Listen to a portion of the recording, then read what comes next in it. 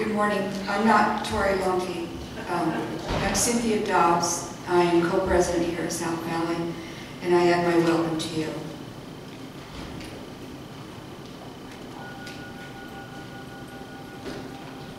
Come, come, whoever you are welcome here. No matter your age, your size, the color of your eyes, your hair, your skin, you are welcome here. No matter whom you love or how you speak, or whatever your abilities, you are welcome here. You are welcome here whether you come with laughter in your hearts or tears. You are welcome here. If you come here with an open mind, a loving heart, and willing hands, you are welcome here.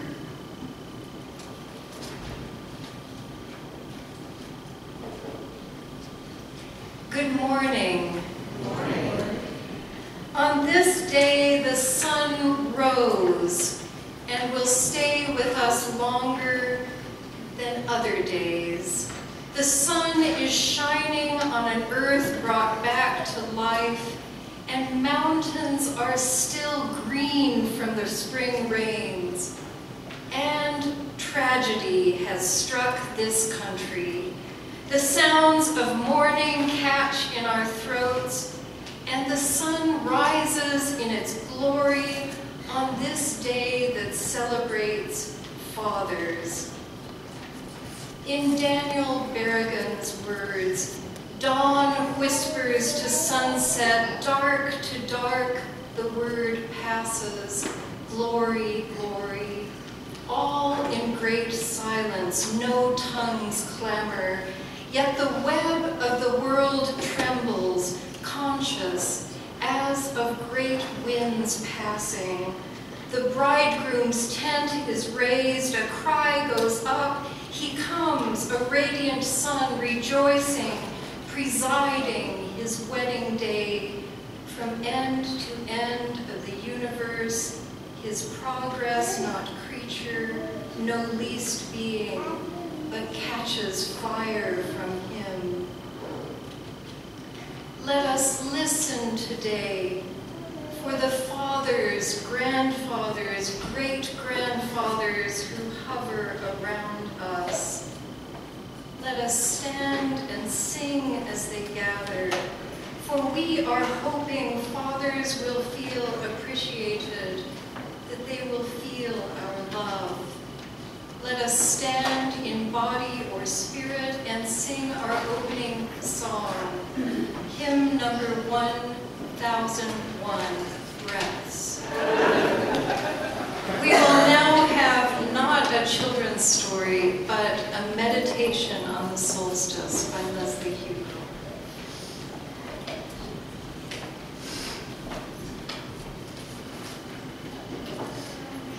Earlier this week, I decided to research why Father's Day is always celebrated on the third week in June. And while there was not a lot of conclusive information, there was different stories about where it started in the United States and other countries in the world. From a pagan perspective, I think it makes perfect sense. Because not only do we celebrate Father's Day on this weekend, but we also celebrate the summer solstice.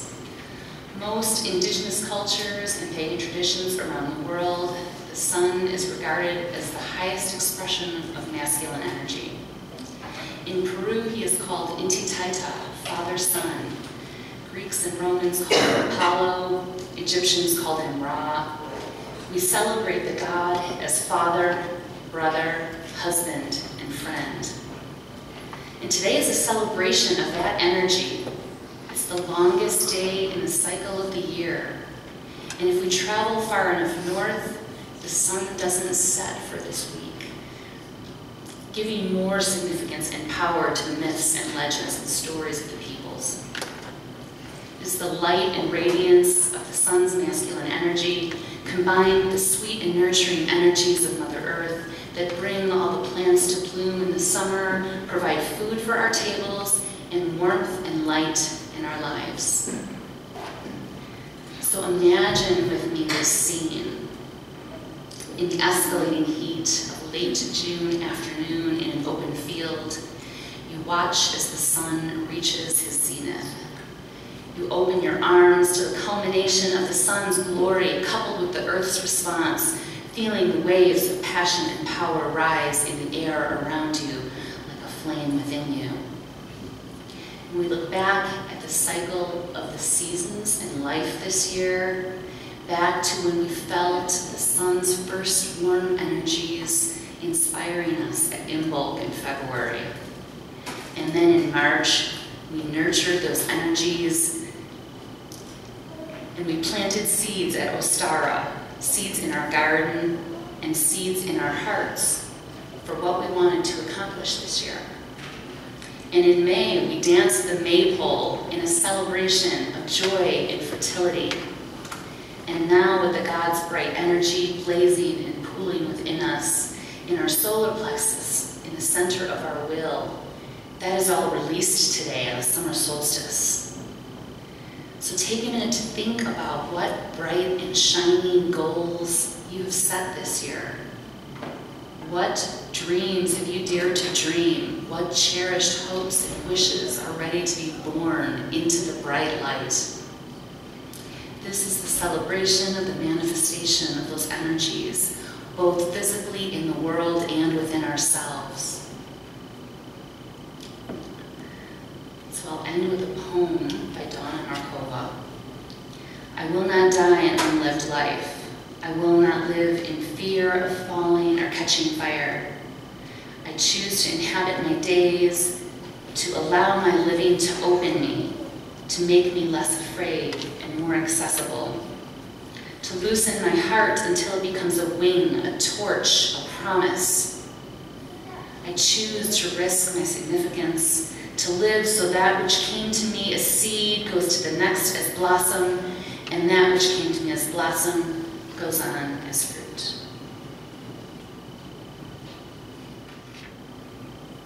The world this week has brought much sorrow. On Wednesday night, a gunman opened fire in a historic African-American church. 9 people were killed, including the pastor. The shooting is the largest attack on a faith community in recent U.S. history.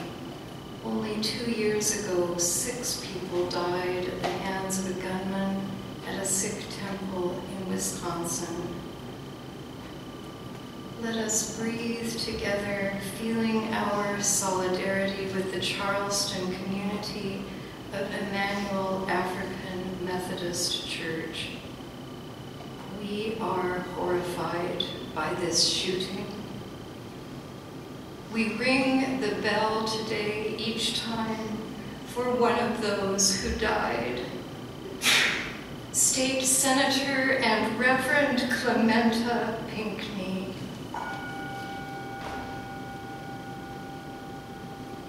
Cynthia Hurd. Tawanza Sanders. Sharonda Singleton. Myra Thompson. Ethel Lance. Susie Jackson. The Reverend Daniel Simmons.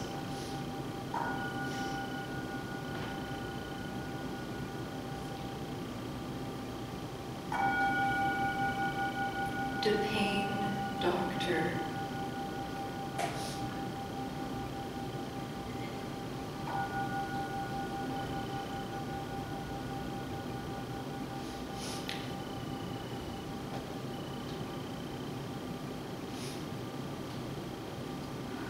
May we sit with them for a moment, for they are our brothers and sisters, our children, our fathers and mothers.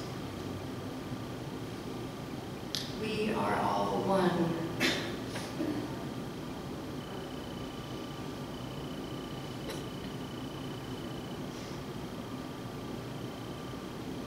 After the shooting, a member of their community said, "We are the family that love built, Hate cannot change this.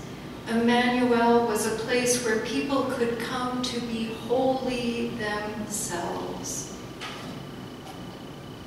Let us stand with them.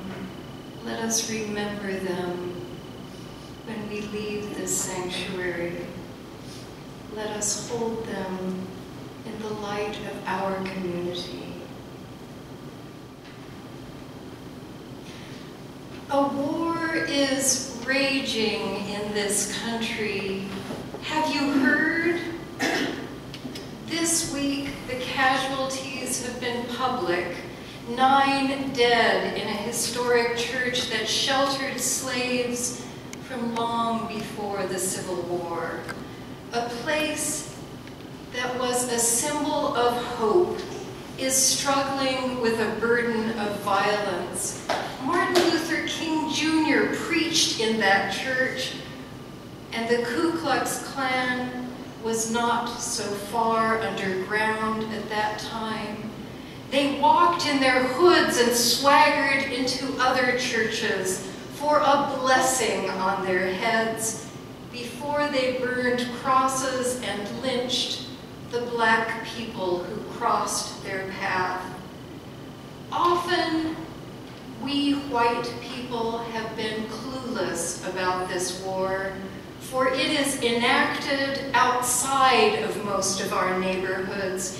We like wars better when they are overseas, and we feel that we can clearly define, often erroneously, I must add, who is the enemy and who is our friend. This week, the Huffington Post calls us a heartbroken nation. Almost 155 years ago, the Civil War started in Charleston, South Carolina, the place where this horrific shooting happened this week. Some fathers saw sons go off in 2 different directions, one to one side of the battle, one to the other. And then 5 years later, the war ended and families were waiting and hoping that their fathers or sons or grandfathers or brothers would return. Some came home shadows, skeletons of their former selves after starving in prison camps, with limbs gone, some appearing whole but with wounded hearts that would never heal. Some had entered to fight slavery, others to save the Union, and others to keep slavery. Those scars are still with us, carved deep into this land. How can 5 years of war define events 150 years later? The young man who killed the 9 people last week was a member of a white supremacist group and kept symbols, including those of the Civil War, that represented hatred towards people of color. Hatred is the legacy of war, always. Did you watch the footage of the families of the victims speaking to the killer? Did any of you see that? Seems that you must when you go home. They wanted the legacy to be one of love. So they said to him, "I forgive you. I must forgive you. I must try to love you." This struggle to love people who hate has a very long history. On his journey through the Deep South in 1959, John Howard Griffin, the reporter who wrote the book Black Like Me, met an African-American preacher who shared his home with him in Mobile, Alabama. He said, "When we stop loving them, that's that's when they win. This was followed by, despite all the injustices blacks must endure at the hands of white racists, they would never stoop so low as to hate white people, or they would sink down to their level.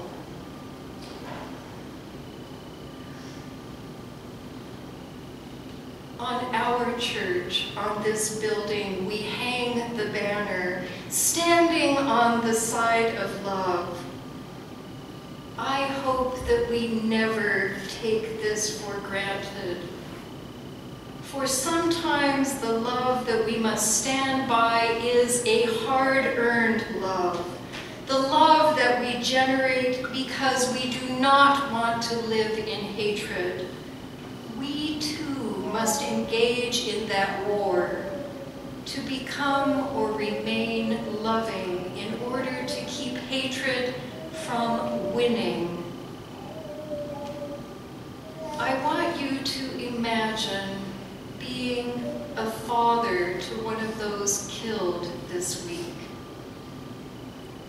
You could have been at that door when the young man just walked in. And perhaps you were taking care of something else when that young man opened fire. And then, moments later, someone you fathered and loved for all the years of their life was killed in a place you trusted as safe.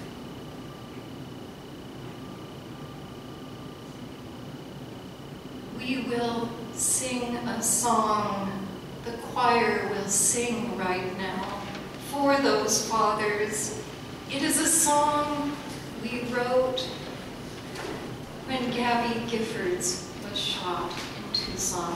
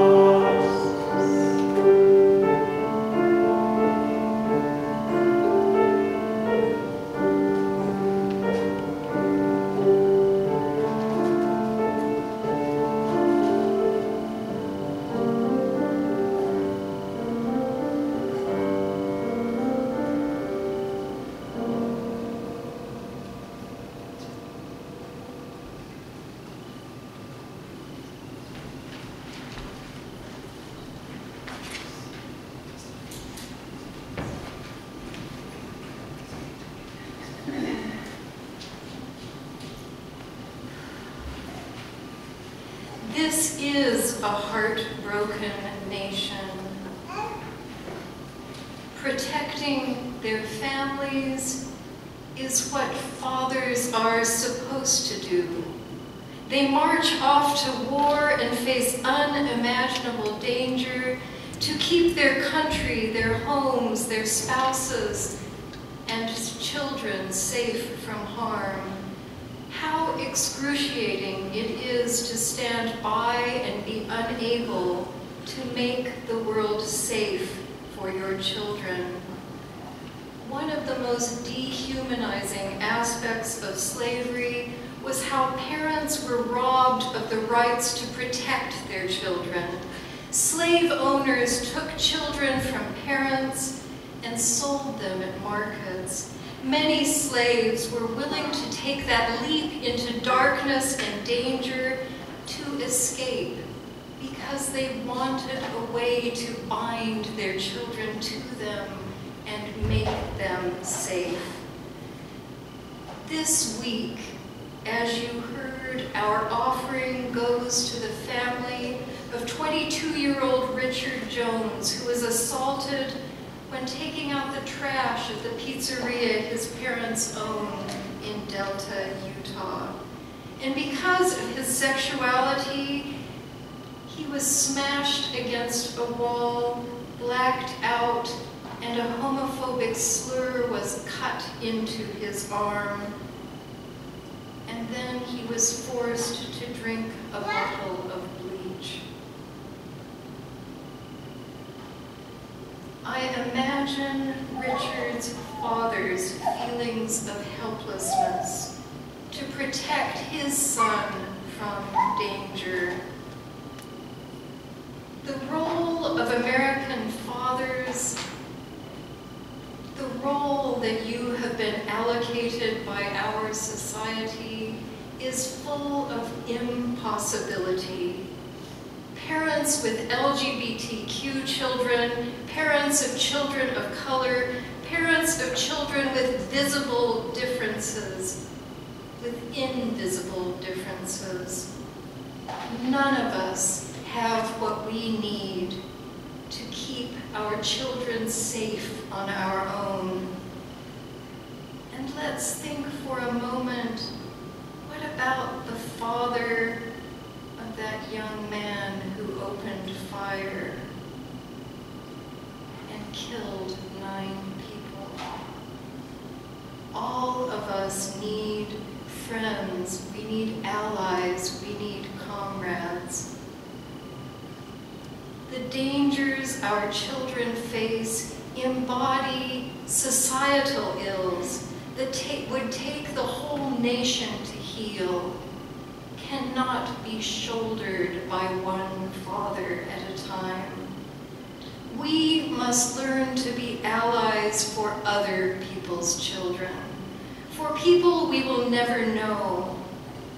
You can begin this process or continue it, because I know so many of you are engaged in this work, by going to Susan Ezagiri. Would you raise your hand? After this meeting, and sign a card to the people, to the family in Delta, and think about when you could get a group of people together to go to that pizzeria that's out seemingly in the middle of nowhere and sit there and show support. She'll have a way of you gathering and thinking of dates that were possible. And by doing that, you will be making the work of being a father easier. We also have a card for the people of the church in Charleston. A war is raging in this country. Have you heard? When I was a 5th grader in the segregated schools of Oklahoma City, this was my first school in the United States, and I was looking for evidence about my new home.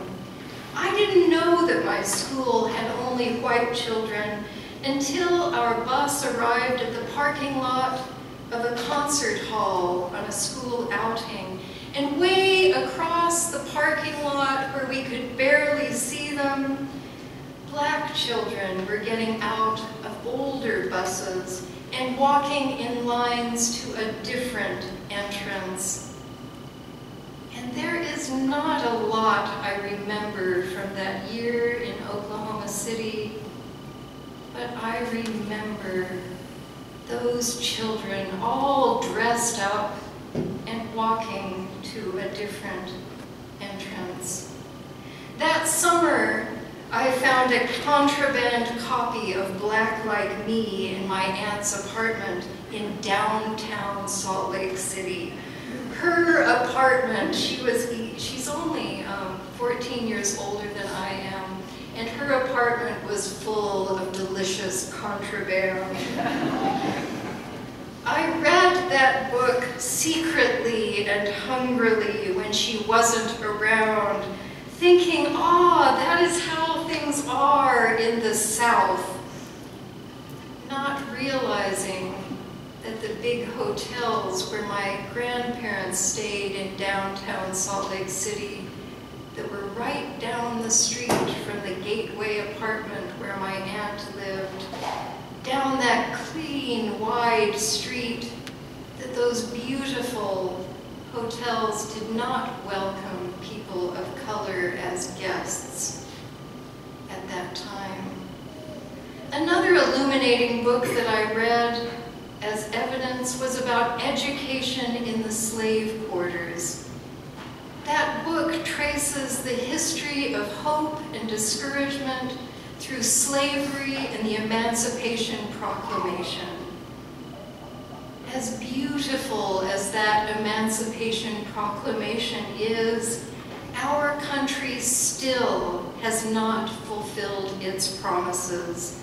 Each generation finds new ways to subjugate people of color in the form of Jim Crow laws, by lynching, and all kinds of violence, and by the war on drugs.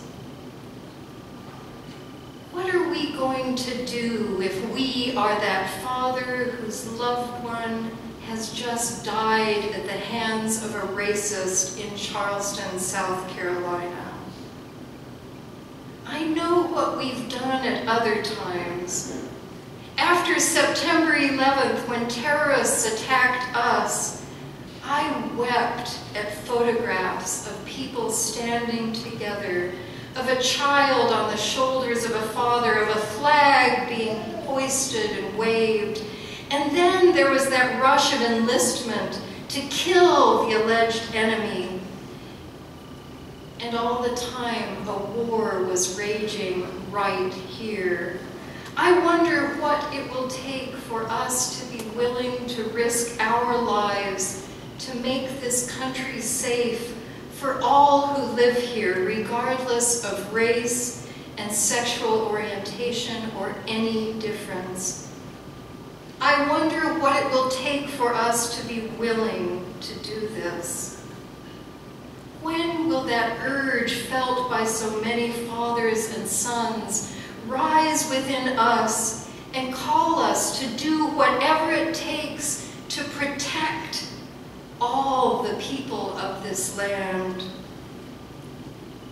I don't want to end with this question, because something else that's been happening in the news is that thinkers are saying, if you want to do something, here are some ideas. And in the Huffington Post, Aaron Barksdale gives us some practical ways to become an ally. Ally, what a wonderful word. And we are warned in these articles that it is a word we cannot give ourselves. It is a word we must earn.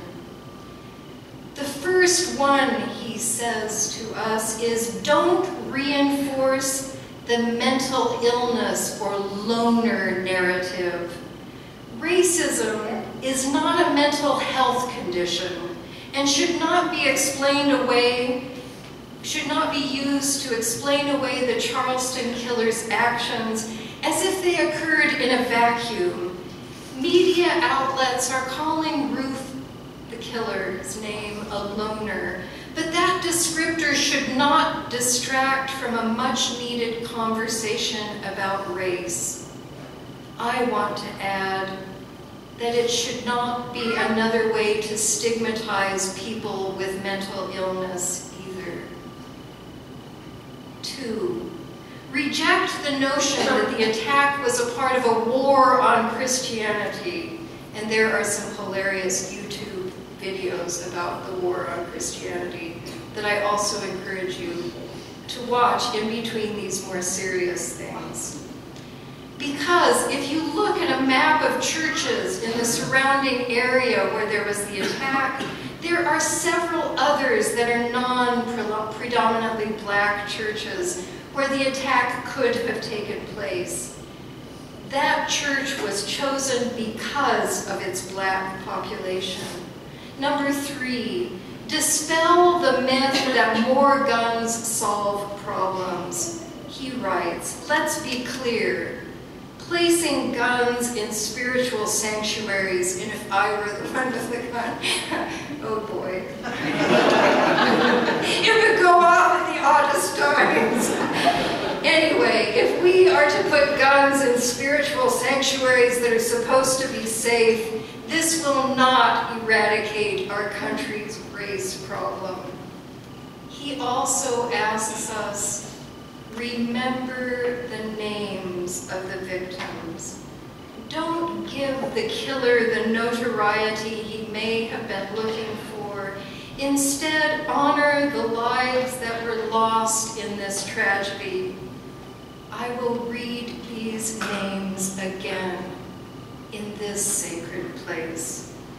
DePayne Middleton Doctor, Cynthia Hurd, Susie Jackson, Ethel Lance, Clementa Pinckney, Tawanza Sanders, Daniel Simmons, Sharonda Coleman Singleton, Myra Thompson. Let us remember those names. Number 5, understand the history connected to terrorism on black churches. Over 100 churches have been targets of terrorist acts since the civil rights era. 100. Given the important role churches have played in black history, these hate crimes strike at the heart of the community. Number 6, connect to the Black Lives Matter movement. Realize that this tragedy is part of a larger system that devalues black lives. Read more, he tells us. Pay attention. Have compassion. Speak up. It is my hope that today we begin this work of coming to deserve that word ally. And in saying this to you, I feel the impossibility of being a minister, of moving people to want to do those things that will change the world. Because there are examples and there are things that we can do together. So I have hope, and I hope that you will join me in this hope. Let us go to Delta. Let us ask people what we can do.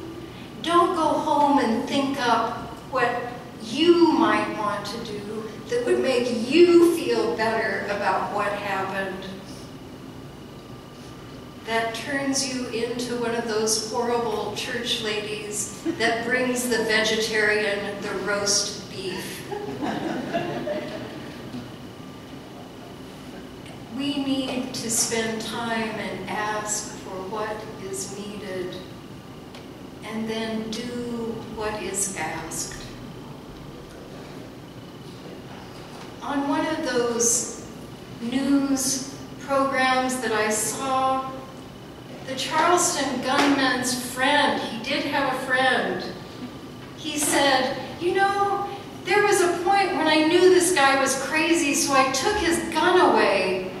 And then I was really afraid that he might turn me in for stealing his gun. So I put his gun back into his trunk.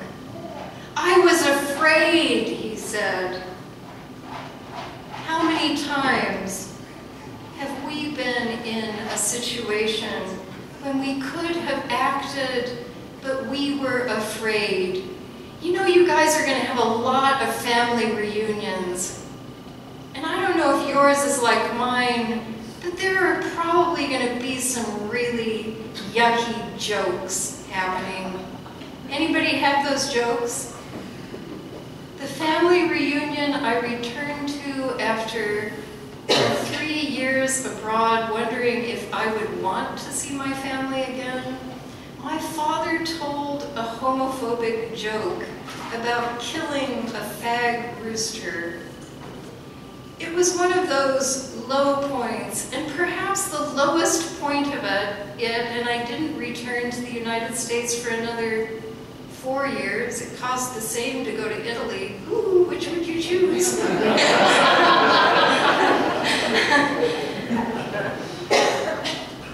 Was that my brothers and sisters sat there and said nothing.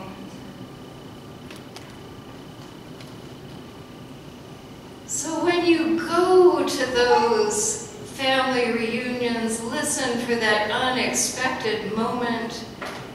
And it's always unexpected. It always takes you by surprise. It's always after you feel like you've had a kind of warm and fuzzy moment with the person who said it. It's a weird thing. I don't understand it, but I've seen it happen over and over. It's like people will relax and feel like, wow, you know, the family's really feeling together. And then someone says, I don't know if I should say this, but I heard this great joke. Stop them. You know how much courage it takes to stop those jokes. It's one of the hardest things I've ever done. I have to stop you, I say. And it gives you an inkling of the difficulty of this work.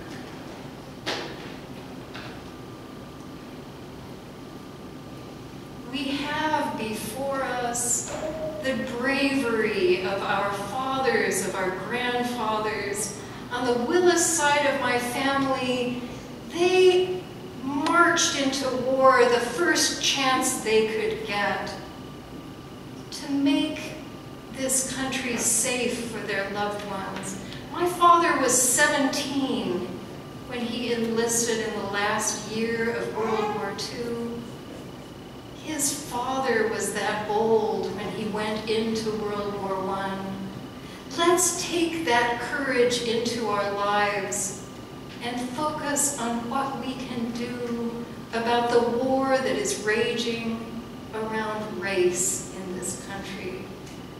Are you ready to come with me to that place? I'm not asking you to make a big hoop. It would be nice, but let's get ready to do that. Let's get ready to use our courage where I feel this country needs it the most.